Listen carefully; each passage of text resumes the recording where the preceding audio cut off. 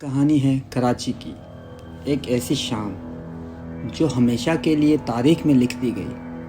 11 سپتمبر 2012 یہ ایک عام دن تھا، لیکن لمحوں میں یہ دن ایک خوفناک ثانیے میں بدل گیا۔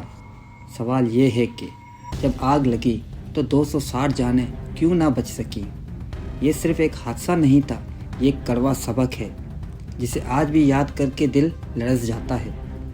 السلام علیکم۔ اللہ تعالیٰ کی رحمت اور کرم سے شروع کرتے ہیں منصور کی سٹوریز کی ایک اور نیو کہانی۔ 11 سپتمبر 2012 کی شام، کراچی کا علاقہ بلدیہ ٹاؤن۔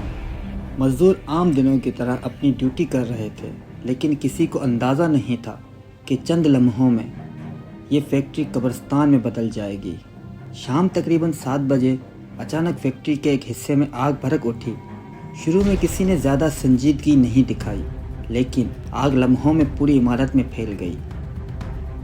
فیکٹری کے زیادہ تر دروازے بند تھے، مزدور اندر پھنس گئے۔ کچھ لوگ چھت پر چڑھ گئے، کچھ نے کھڑکیوں سے چھلانگ لگائی۔ دھوئیں اتنے کہ سانس لینا مشکل ہو گیا۔ عورتیں، مرد، نوجوان سب بے بس تھے۔ 260 سے زیادہ لوگ جل کر جاں بحق ہوئے۔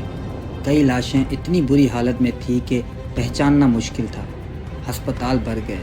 ریسکیو ورکرز رات بھر آگ بجھانے اور لاشیں نکالنے میں لگے رہے۔ یہ حادثہ پاکستان کی تاریخ کا سب سے بڑا صنعتی سانحہ کہلایا۔ زیادہ تر مرنے والے مزدور غریب خاندانوں کے کفیل تھے۔ ان کی موت نے ہزاروں گھروں کو اندھیرے میں ڈھکیل دیا۔ بلدیہ کی یہ فیکٹری آج بھی ایک سوال چھوڑ جاتی ہے کہ اگر حفاظتی انتظامات بہتر ہوتے، اگر ایمرجنسی راستے کھلے ہوتے، تو کیا یہ 260 جانیں بچ سکتی تھی؟